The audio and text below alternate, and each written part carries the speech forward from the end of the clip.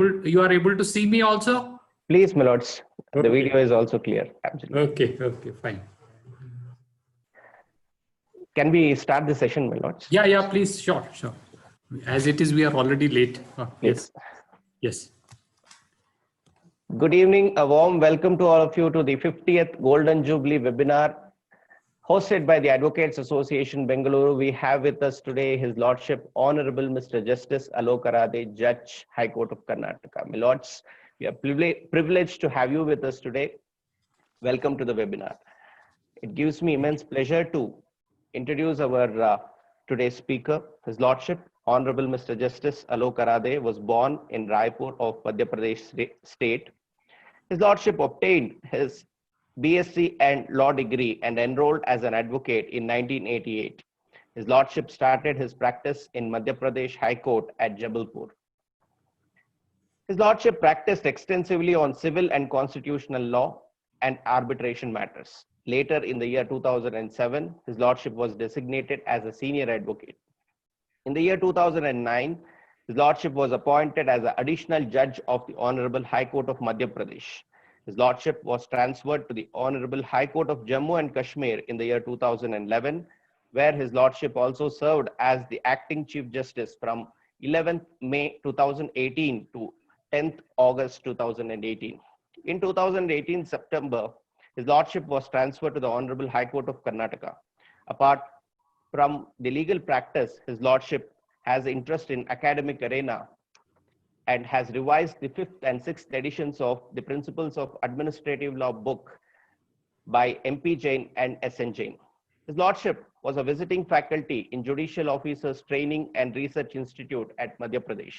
His Lordship has also served as the chairman of Jammu and Kashmir State Judicial Academy. His Lordship was also nominated as the executive chairman of the Jammu and Kashmir State Legal Services Authority. My lords, once again, on behalf of Advocates Association Bengaluru, I extend a warm welcome to you. Over to you, my lords. Thank you, Mr. A.P. Ranganath, President, Advocates Association Bengaluru, Mr. Gangadhariya, Secretary of the Advocates Association Bengaluru, Mr. Vikram Advocate, and other office bearers of the Advocates Association and learned members of the bar who have joined this webinar. Namaskara, Shubh Sanjay to all of you. At the outset, I must congratulate the President and the Secretary of the Bar Association to speak on a legal issue after a long time without mask.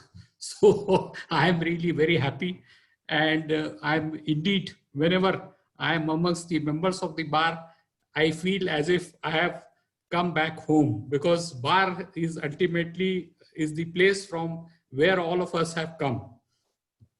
So at the outset, I must congratulate Mr. Rangnath and his team for organizing this webinar today, and in fact this webinar series. All of us are passing through difficult and unprecedented times, but every adversity has its own silver lining, and which I think has come to us in the form of this webinar. Probably this is the time when we must enrich our knowledge in law. I am sure that members of the bar have had an occasion to hear many eminent judges, including the jurists, during all these episodes of this webinar, and it's my pleasure today to address you all through this webinar this evening. Today's topic is changing dynamics of Article 21 of our Constitution.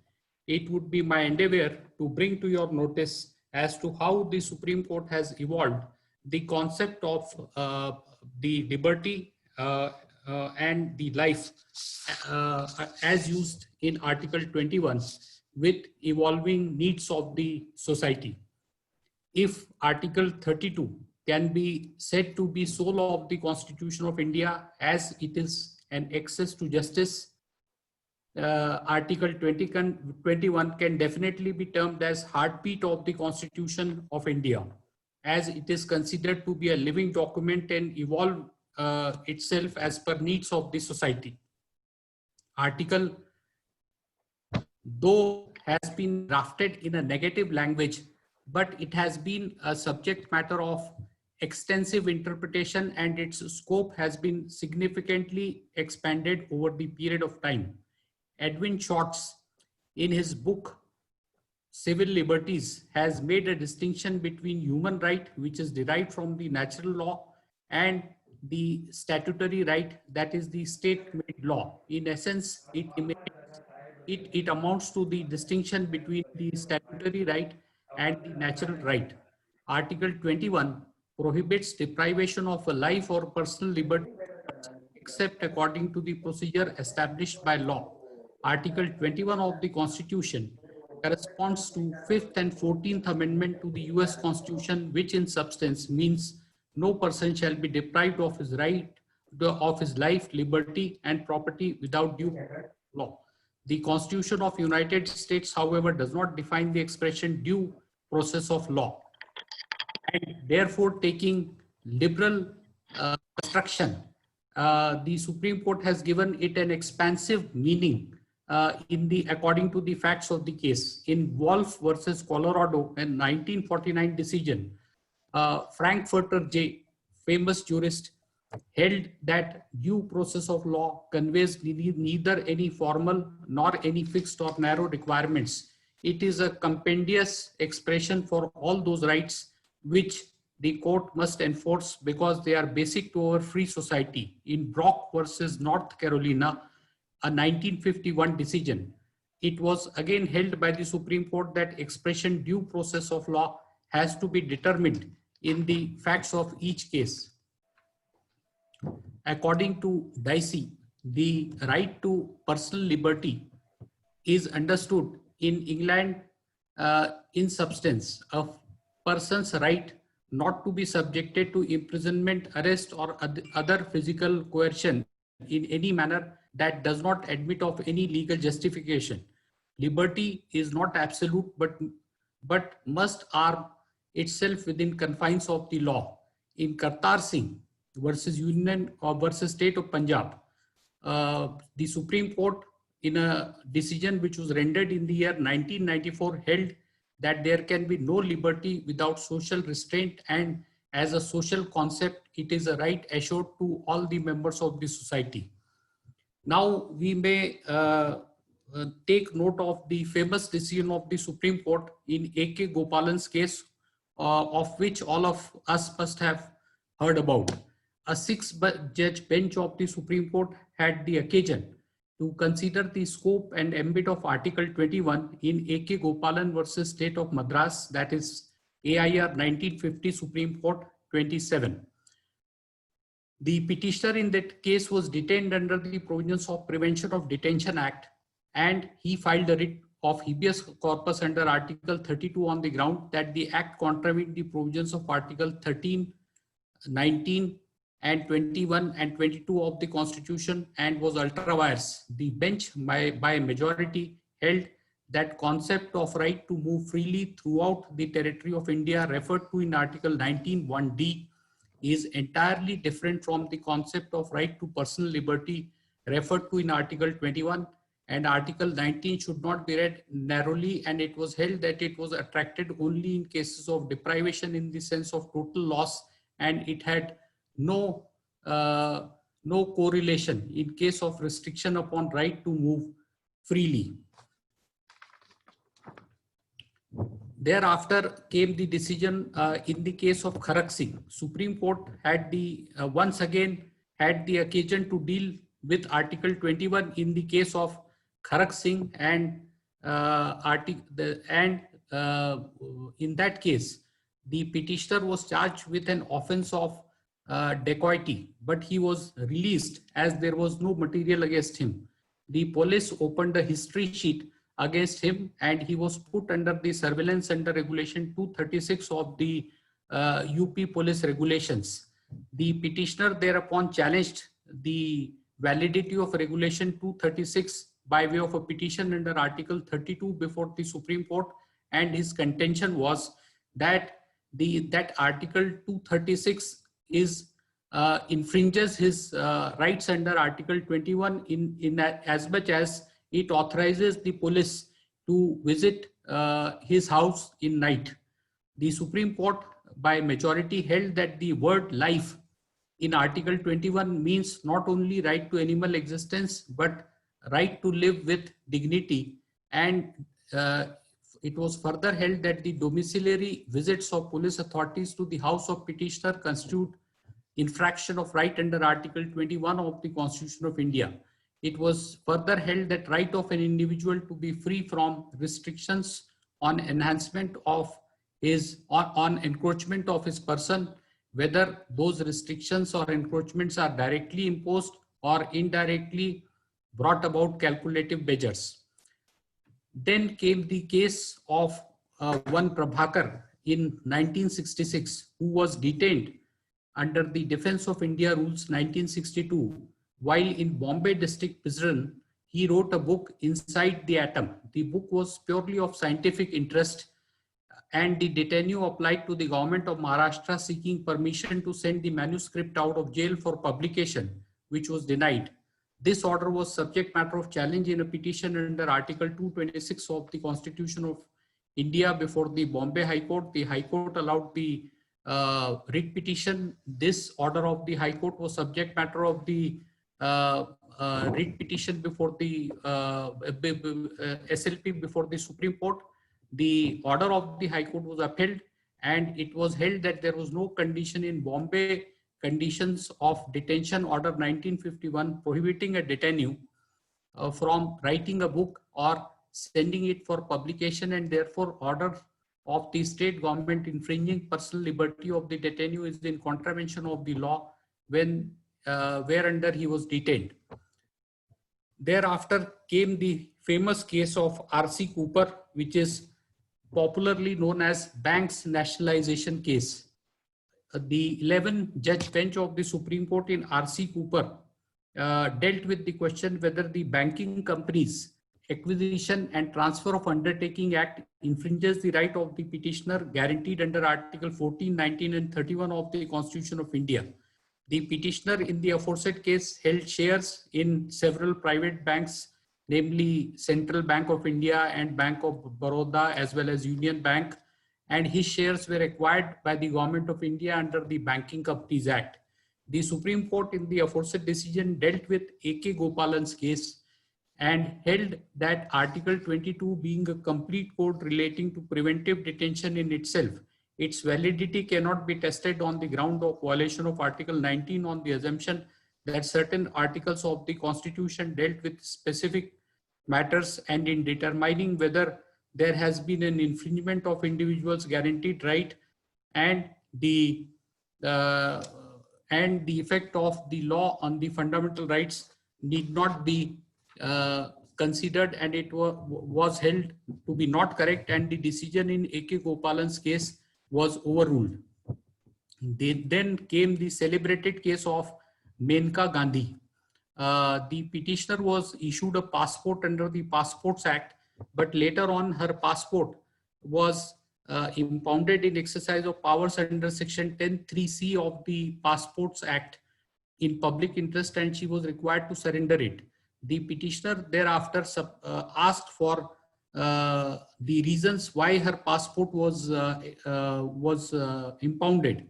The authorities declined to supply the copy of the reasons for impounding the passport of the petitioner. Thereupon she approached the Supreme Court. The Supreme Court, by placing reliance in Satwan Singh versus D. Ramnatham, 1967, 3 SCR 525, held that expression personal liberty in Article 21 takes the right of locomotion and to travel abroad within its ambit, and no person can be deprived of the right except according to the procedure established by law. It was further held that the procedure established by law has to be fair, just and reasonable, and principles of natural justice are inhered in it. Thus, a new expansive interpretation was given to the expression personal liberty in the case of Menka Gandhi versus Union of India, that is AIR 78, Supreme Court 597. After the decision in Menka Gandhi, the position of law changed, and it was held that decision in Cooper's case holding that the minority view in Gopalan's case must be regarded as correct position of law and must be held to have been overruled, was recognized. Thereafter, the Supreme Court in catena of decisions with changing times has expanded the concept of the expression life and personal liberty used in Article 21. The right to life with dignity is a recognized fundamental right under Article 21 and included the right to life with human dignity and all that goes along with it, that is bare necessities of life such as adequate nutrition, clothing, shelter over the head, facilities of reading, writing and expressing oneself in diverse form and freely moving about and mixing with fellow human beings. This view was taken in Francis versus Union Territory of Delhi, AIR 81, Supreme Court 746, and the aforesaid principle was further extended in case of Bandhwa Mukti Morcha versus Union of India, AIR 84, Supreme Court 802, to include protection of health and strength of workers, prevention of abuse of children, opportunities and facilities to children to develop in a healthy manner and in conditions of freedom and dignity. In Chairman Railway Board versus Chandrima Das, AIR 1999, Supreme Court 988, it was held that offense of rape was violative of the most cherished of fundamental rights, which is incorporated under Article 21, that is the right to life, which includes right to live with dignity. Article 21 not only protects life and liberty, but also envisages a fair procedure. The Supreme Court relied on the expression life in the Universal Declaration of Human Rights 1948 and held that words must have same meaning as has been placed on that word by Supreme Court in its various decisions under Article 21. Thereafter, the Supreme Court further expanded the scope and ambit of expression right to life conferred by Article 21 and held that sweep of right to life is wide and far-reaching and it could neither be extinguished nor taken away. In celebrated decision of Olga Teles versus Bombay Municipal Corporation, AIR 86, Supreme Court 180, it was held that right to life includes right to livelihood. The meaning of expression life was further expanded and it was held that right to reputation is a facet of right to life under Article 21. The theory of balancing of rights dictates that along with right to freedom of speech and expression, there is correlated duty on citizens not to interfere with the liberty of others, as everyone is entitled to dignity of person and reputation. This view was taken in Subramaniam Swamy versus Union of India, AIR 2016, Supreme Court 2728, and was reiterated recently in Indian Young Lawyers Association versus State of Kerala in a 2019 decision. The courts, by taking into account preamble to the Constitution of India, as well as directive principles of state policy and being alive to their constitutional obligation, have allowed Article 21 to stretch its arm as wide as it legitimately can. The Supreme Court has invoked Article 21 to grant relief against the effects of X-ray radiation on the employees. In case of M.K. Sharma, a decision rendered by the Supreme Court in the year 1987, leakage of toxic gas from chemical plant in MC Mehta versus Union of India, a decision rendered by Supreme Court in 1997, Supreme Court 1086, appalling conditions in a home for destitute women in case of Vikram Dev Singh, AIR 97, Supreme Court 1086, and similarly, the pathetic conditions of children in remand homes and observations home in case of Sheila Barse, that is in the year 1987. The Supreme Court has also granted relief to prisoners against solitary confinement, and it was held that the fetters which are drastically, which curtail drastically the movement of prisoners should be imposed only when circumstances justify the case. In case of Sunil Batra versus Delhi administration, that is AIR 78, Supreme Court 1675, the right to live, of which Article 21 speaks, can be said to bring within its sweep a right not to live a forced life. This view was taken by Supreme Court in P. Ratnam versus Union of India, AIR 1994, Supreme Court 1844. Article 21 also recognizes right of a public to proper management of hospital to ensure humanitarian conditions. This was held in Kapoor versus Union of India, a decision rendered by Supreme Court in 1989. In Shanti Star versus Narayan, a 3-judge bench of the Supreme Court recognized the right of a member of weaker section of the society to have a residential accommodation. In Banwasi Seva Ashram versus State of UP, AIR 87, Supreme Court 374, the Supreme Court recognized the customary right of tribals who lived in forest areas with incidental rights, that is fodder, fuel, wood, etc. In Subhash Kumar versus State of Bihar, AIR 91, Supreme Court 420, the Supreme Court further expanded the scope of Article 21 and held that the right to water is a right to life under Article 21, as the water is the basic need for survival of human being and is a part of right to life and human right as enshrined under Article 21. In Dalmia Cements versus Union of India, while dealing with the right of agriculturists to cultivate their lands, it was held that an agriculturist has a right to cultivate the land, which is part of his fundamental right to livelihood as protected under Article 21. In Parmanand Katara versus Union of India 95-3 SCC 248, the scope of Article 21 was further expanded and it was held that right to dignity and fair treatment is not only confined to living men but also to their dead bodies. In People's Union for Civil Liberties versus Union of India, AIR 97, Supreme Court 568, it was held that when a person is talking on phone, he is exercising his right to freedom of speech and expression, and tapping of his telephone unless it comes within reasonable restriction as prescribed under Article 19(2) amounts to interference of right to privacy. The Supreme Court also dealt with the rights of women at the workplace in exercise of powers under Article 142 of the Constitution of India in the celebrated case of Vishakha versus State of Rajasthan, and way back in the year 1997 issued several directions to ensure the safety of the women at the workplace. Later on, after a period of approximately 16 years, the Parliament enacted an act which is known as Sexual Harassment of Women at Workplace Prevention, Prohibition and Redressal Act 2013, and thereafter the rules were also framed, pursuant to which various committees were constituted at the workplaces to ensure the safety of women.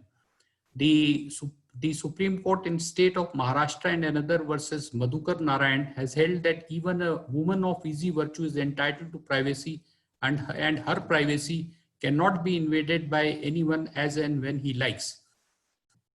Another interesting question came up for consideration before the Supreme Court in the case in 2003, 1 SCC 500, where the Supreme Court was dealing with the issue whether the bride has a right to know about the health of her proposed husband.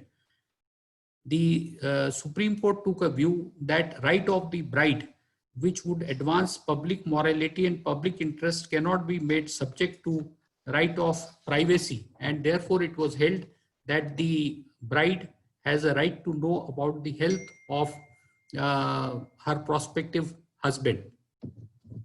In DK Basu versus State of West Bengal, AIR 97, Supreme Court 610, the Supreme Court expressed its anguish at the occurrence of custodial deaths and issued several directions to ensure safety of persons who are taken in police custody. In Kartar Singh versus State of Punjab, it was held that in case of police brutality and atrocities committed in utter disregard in all breaches of humanitarian law and universal human rights, the court is committed to uphold human rights as part of long-standing heritage, and the court must adopt a realistic rather than narrow technical approach. Another interesting view was taken by the Supreme Court, and see the creativity and laying down the legal principle by extending the same. The Supreme Court was dealing with the rights of the residents of hilly areas to road.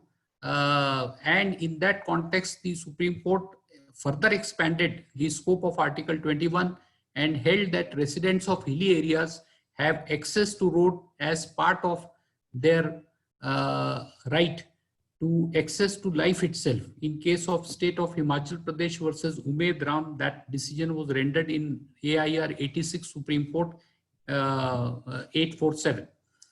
Prior to insertion of Article 21A, as all of you know, by way of 86th Amendment Act 2002, right to free and compulsory education to child citizen between ages 6 to 14 years was not a fundamental right. The Supreme Court way back in 1993 in case of Unni Krishnan versus state of Andhra Pradesh held that right to education must be construed in the light of directive principles of state policy contained in Part 4 of the Constitution of India, and held that right to education in the context of directive principle means that every child citizen of the country has a right to free education until he has completed the age of 14 years. This right was later on recognized by way of a constitutional amendment, and Article 21A was incorporated. Thereafter, the Supreme Court has also dealt with the award of compensation for violation of fundamental rights. The law regarding award of compensation for violation of Article 21 was deliberated for the first time by the Supreme Court in Bhagalpur blinding cases. All of you may recollect that there were prisoners whose eyes were taken out and acid was poured into them in the jails of Bihar. The Supreme Court awarded compensation to them.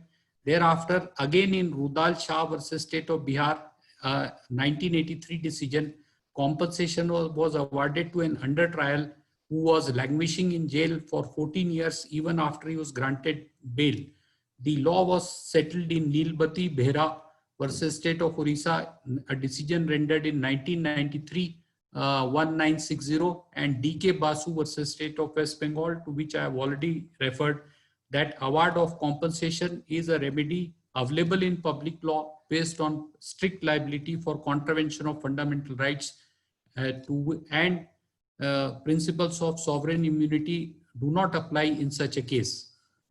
In Narmada Bachao Andolan versus Union of India, a decision which was rendered in the year 2000, the Supreme Court was dealing with the rights of the persons who were dislocated on account of construction of dam, and it was held that they had right to be rehabilitated, and not only rehabilitation, but they had a right to food, clothes, shelter, and extending support to rebuild their livelihood by providing necessary amenities. Similar view was reiterated in the case of Jayal versus Union of India, that was 2004 volume 9 SCC 362. Our court has been, Supreme Court has been one of the first courts to develop the concept of right to healthy environment as part of right to life under Article 21 of the Constitution of India. In the celebrated case of Goda Burman versus Union of India, it was held that hygienic environment is an integral facet of right to healthy life, and it would be impossible to live without a human and healthy environment. In Vellore Citizens Forum versus Union of India, AIR 96 Supreme Court 2721, the Supreme Court, after taking into consideration various environmental problems caused by the tanneries which were polluting the water resources and the rivers, issued directions including closure and shifting of such units. In MC Mehta versus Union of India, a decision rendered in the year 1987, the court issued several guidelines to protect Taj Mahal, an ancient monument, from environmental degradation. The Supreme Court, again at the instance of MC Mehta in 1999, in order to protect the deteriorating quality of air in Delhi, as well as to protect the health of its citizen, which was considered to be a part of Article 21, directed that entire fleet of public transport buses be run on CNG and not on diesel, and court put a ban on running of diesel buses in Delhi. In noise pollution versus in rail, AIR 2005 Supreme Court 3136, Supreme Court recognized the right to live in freedom from noise pollution as a fundamental right guaranteed under Article 21, and directions were issued to control noise pollution. The Supreme Court has also laid down precautionary principle and polluter pays principle, and it has been held that these are essential features of a sustainable development, and has declared that above concepts are part of environmental law of the court. The Supreme Court has also cast upon a duty on the state in Hinchlal Tiwari 2001 volume 6 SC 496 to ensure that material resources of the community like forests, tanks, ponds, hillock, mountains, etc. are protected for a proper and healthy environment, which enables people to enjoy quality life, which is in essence the right guaranteed under Article 21 of the Constitution of India. Even denial of family pension has been held to be violation of guarantee enshrined under Article 21 of the Constitution of India in the case of Mastan V. So, that was a decision rendered in 2003. And Supreme Court has even gone to the extent of saying that denial of subsistence allowance during the period of suspension will amount to deprivation of the guarantee contained under Article 21. Even the right of an accused to legal assistance has also been recognized, and it has been held that that right forms part of fair, just and reasonable procedure under Article 21, and the court is under an obligation to inform the accused of his right to be represented by a lawyer through legal aid at the expense of the state in Hoskop versus State of Maharashtra, a decision which was rendered in the year 1978. In Govind versus State of Madhya Pradesh, AIR 75 Supreme Court 1378, a 3-judge bench of the Supreme Court held that right to privacy was an essential human right, specially recognized by European Convention, and it emanates from Article 21. The aforesaid view was reiterated in R. Rajgopal and in the year 1994, and again in People's Union for Civil Liberties, that is 1997. While considering the constitutional challenge to Aadhaar card scheme of the union government on the ground that it violates right to privacy, a bench of Supreme Court referred the issue whether right to privacy included within its ambit fundamental right guaranteed under Article 21 of the Constitution of India in the light of views taken by larger benches in MP Sharma versus Satish Chandra, District Magistrate, Delhi, and in Kharak Singh Supra. The aforesaid issue was answered by the Supreme Court in celebrated case in Justice K.S. Puttuswamy versus Union of India, AIR 2017 Supreme Court 4161, and it was held that right to privacy is inextricably bound up with all the exercises of human liberty, and it is guaranteed under Article 21 of the Constitution of India. Therefore, an action of the state violating the right of privacy has to satisfy the test of being fair, just, and reasonable under Article 21. The aforesaid verdict by 9-judge bench of the Supreme Court reinforces our belief regarding supremacy of rule of law, and it is comforting to note that law continues to protect individual rights and liberties against unreasonable state action. The said verdict will have a significant impact on our legal system and constitutional jurisprudence for years to come.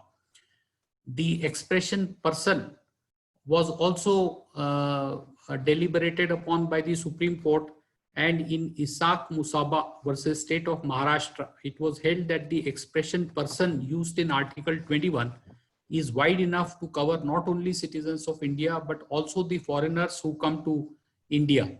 In National Legal Services Authority versus Union of India 2014 volume 5 SCC 438, it was held that expression person used in Article 21 is gender neutral and refers to human beings, and therefore it takes within its sweep even transgenders as well. Even though in Gopalan's case, the expression Article 21 was interpreted to mean enacted law, but subsequently the interpretation is not restricted to the statutes or laws made by the legislature, and therefore would include everything which has the authority of law, such as the provisions of the Constitution itself, the inherent powers of the High Court preserved under Article 482 of the Code of Criminal Procedure, or Section 151 of the Code of Civil Procedure, or an ordinance made by the President or Governor, or an order passed by the Supreme Court under any provision of the Constitution, be it under Article 136 or under Article 142. The expression law does not include mere executive or departmental restrictions which have no statutory basis. In state of Maharashtra versus Praful B. Desai, this decision may be of relevance in the present circumstances. The Supreme Court considered the question whether recording of evidence of an expert through video conferencing would be a procedure as per a procedure established by law. It was held that a video conference would meet the requirement of Section 273 of the Code of Criminal Procedure, and recording of such evidence would be as per procedure established by law. The court issued further directions as to how evidence has to be recorded through video conferencing. The right to speedy trial was again held to be implicit within the broad sweep of Article 21 in Hussain Ara Khatun way back in the year 1979. And in the context of Article 21, it was reiterated that a fair, just and reasonable procedure included right to speedy trial. The aforesaid principle were reiterated again by the Supreme Court in case of Surinder Singh versus State of Rajasthan 2005, 7 SCC 387. And it has further been held that every accused has a right to fair trial, and failure to accord fair hearing either to accused or prosecution violates even minimum standards of due process of law in case of Zahira Sheikh versus State of Gujarat with 2004 volume 4 SCC 158, which is known as Best Bakery case. The American Supreme Court in Barker versus Bingo, a 1972 decision, has held that while determining whether any delay has resulted in denial of speedy trial, the court should take into account the length of delay, the reason for delay, the assertion of the guarantee by the accused, and the prejudice to the defendant. The Supreme Court in State of Punjab versus Kailash, AIR 89, Supreme Court 558, quashed the FIR on the ground that there was a 6 years delay in registering the case from the date of accrual of cause of action. However, in Raghuveer versus State of Bihar, AIR 87, Supreme Court 149, the Supreme Court declined to quash the proceeding merely on the ground that delay in investigation cannot be a ground, and the nature of charges have to be taken into account. Thus, this was my attempt to bring to your notice that how the Supreme Court, by interpreting Article 21 in tune with needs of the society, has evolved the expression life and personal liberty. And I'm sure that this process is continuing, as our Constitution is considered to be a living document, and it is subservient to the needs of the society. And I'm sure that Supreme Court, by giving expansive interpretation to Article 21 and to concept of life and personal liberty, will include within the ambit of Article 21 many more facets which the future may present to us. With these words, I close my address. Thank you all.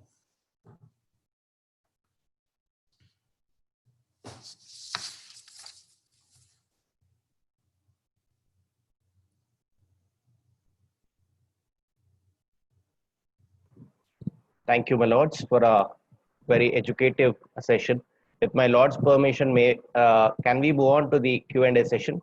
Yes, yes, please, please. Thank you, my lords. Akash, request you to unmute all the viewers. Can we have the first question, please? Sir, good evening, sir. Good evening. Good evening. Sir, Yes. Sir, now the preventive detentions is a reasonable restriction on Article 21. Yes. My lord, there is a process there where, my lord, once a person is, my lord, kept under preventive detention, Yes. my lord, there is a process of, my lord, giving a representation. Yes. My lord, that has to be considered. Then only, my lord, the writ of habeas corpus could be moved.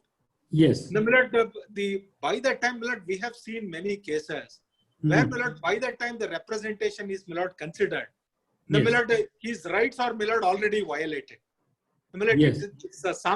my lord, the time has arisen, my lord, the abuse of process of laws, my lord, crept in. That Yes. giving away of representation, my lord, will have to be, my lord, taken out. My lord, an aggrieved person should be, my lord, allowed to, my lord, approach the, my lord, constitutional court immediately. My lord, something, my lord, is required at the hands of, my lord, courts. My lord, directions. Yes. Of course, I mean, but right now the problem is that the validity of the Preventive Detention Act has been upheld, and it has been to be a reasonable restriction. And you are very well aware that merely because a provision of law may be misused, and you are correct in saying that many a time it is subject to misuse, but on that ground alone, the provision of law cannot be struck down. So, I mean, I agree with you that some solution has to be found to this problem, but probably the answer lies with our elected representatives and not within, it's not within the realm of the court. I think you will agree with me. Thank you, my lords. After such a long time, Mr. Or through this webinar has given us an opportunity to interact, and it's really a pleasure to see all of you. After a long Indeed, my lords. yes. Akash, request you to unmute Mr. Vijay Kumar Patil.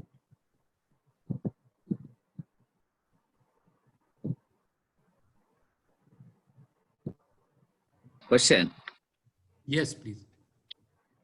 In public law remedy, writ courts, either Supreme Court or the High Courts, award compensation for the violation of fundamental rights. But determination of compensation should be prima facie only, but there cannot be, what would be the basis for determination of compensation, either in D.K. Basu's case or in Bhagalpur's case? Unfortunately, as you know that the proceeding under Article 226 or under Article 32 is summary in nature. So the court is not equipped with any yardstick as such to measure the compensation, but it awards compensation as a token. I mean, for infraction of fundamental right, because it has been held to be a public law remedy.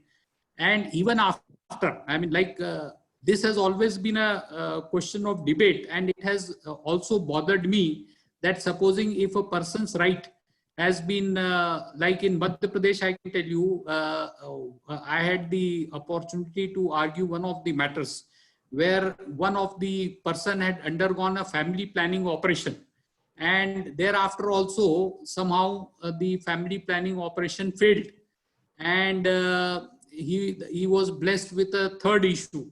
So thereafter he filed a writ petition, and the judge before whom I argued was a progressive judge, and who later on went on to become Chief Justice of India, Justice Deepak Mishra. So he took it to be a case of a violation of a fundamental right, and a negligence on the part of the state and its instrumentalities.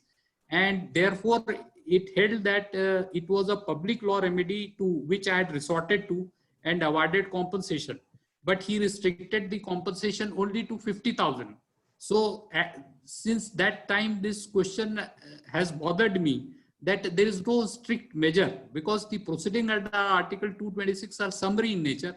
So therefore, basically, in order to prove, I mean, like if you have awarded 50,000 rupees, why not for the education of that child and for upbringing of the child till the child becomes self-reliant? So, but unfortunately, in a proceeding under Article 26, you will appreciate that we can't,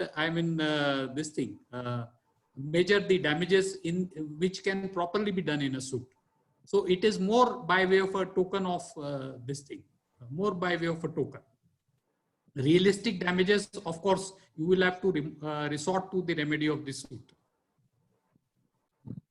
Thank you, my lords. We have one offline question by an anonymous attendee. My lords, what are the aspects in which Article 21 cannot be invoked? Article 21 cannot be invoked. Yes, that is a question. Oh, it's rather a too vague question, and that too Very has vague. been answered.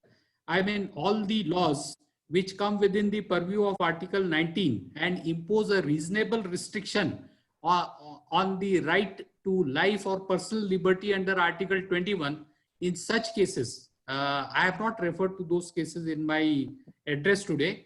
The Supreme Court has taken view all those cases which come within the purview of Article 19 and can be termed as reasonable restriction.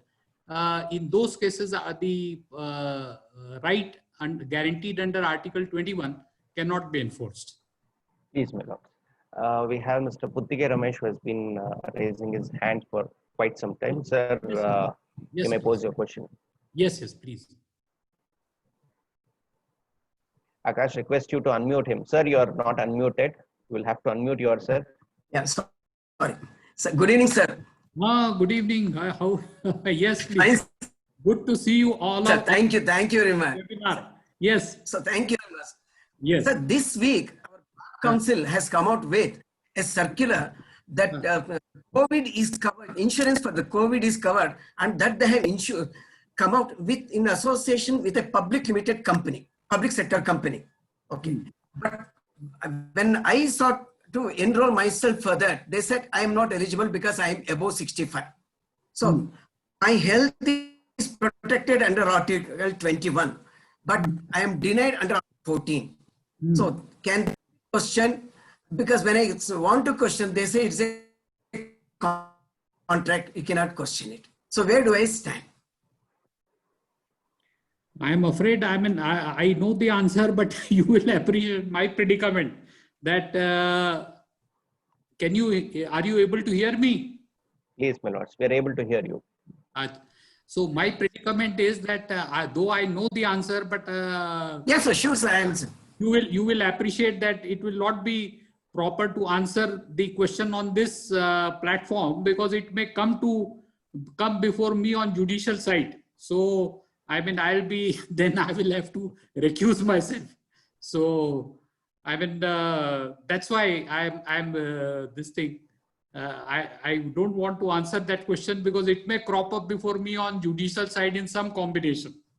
So, because that's a live issue, and really it's a genuine one. That's all I can say.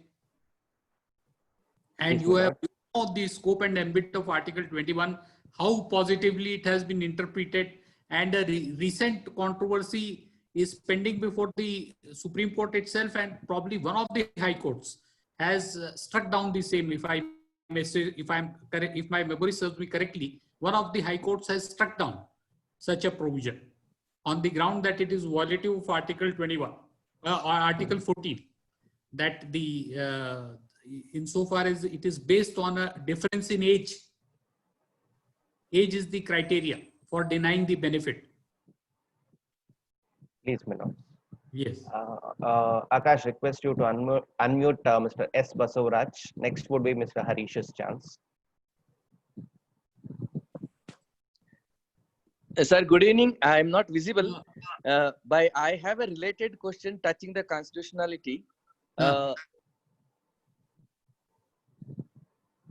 Yes, please. Sir, you are not audible. You have muted yourself. Okay. Am I here audible now? Yes, Yes, sir. Sir, my question is slightly different, that the Supreme Court in Shaira Banu has adopted or evolved the new doctrine of manifest arbitrariness to test the constitutional validity of the plenary legislation. Of course, this was attempted in McDowell case and then in Rajbala's case. Ultimately, the Supreme Court adopted the theory of manifest arbitrariness to test the constitutional validity of a plenary legislation. I Yes. just wanted to know your views on this. Is it apart from the legislative competence and violation of Part 3, this new doctrine, do you think that it will create some sort of a constitutional havoc in the days to come, sir? See, I am bound by the discipline of Article of the Constitution of India, and I cannot perhaps, you will appreciate, I cannot perhaps comment on a judgment of the Supreme Court, which is binding on all of us at this level under Article 141. Probably, maybe you can raise this issue before the larger bench of the Supreme Court in an appropriate proceeding. Yes, please. Please, my lords. Last question would be by Mr. Harish. Yes.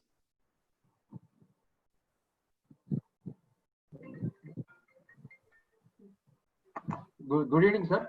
Good evening.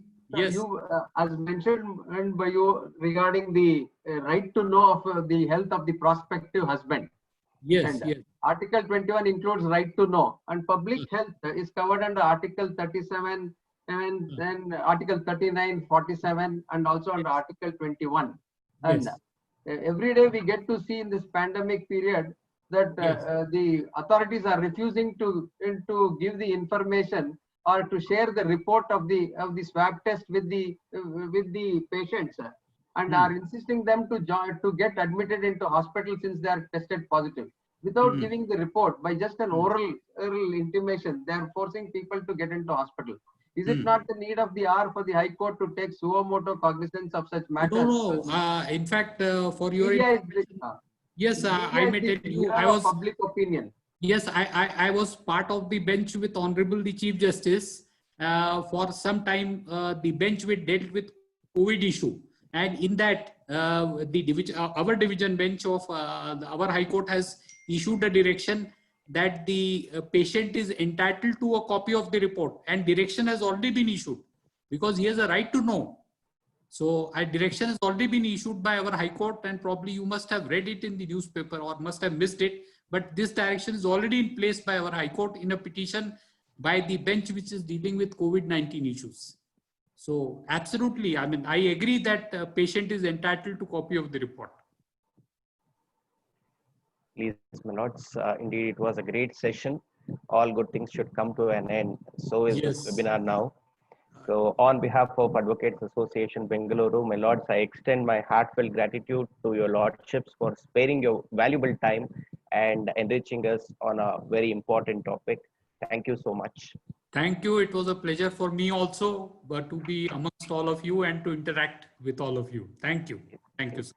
I would also like to extend my heartfelt thanks to Honorable Mr. Justice Shivashankar Amarananavar for participating in today's webinar. Oh. I also thank. I didn't know this. So I didn't know that my esteemed brother is also participating. My best wishes to him also. Please, I also thank other honorable presiding officers who have joined us. I also thank Mr. Padmanabh Mahale and Mr. C.H. Jadhav, senior advocates who have joined us today on the panel. And last but not the least, I would like to thank all my esteemed colleagues and other viewers who have joined us today. Thank you so much. With my Lord's permission, we'll be signing off the webinar. Okay. Thank you so much. Thank you so much. Thank you.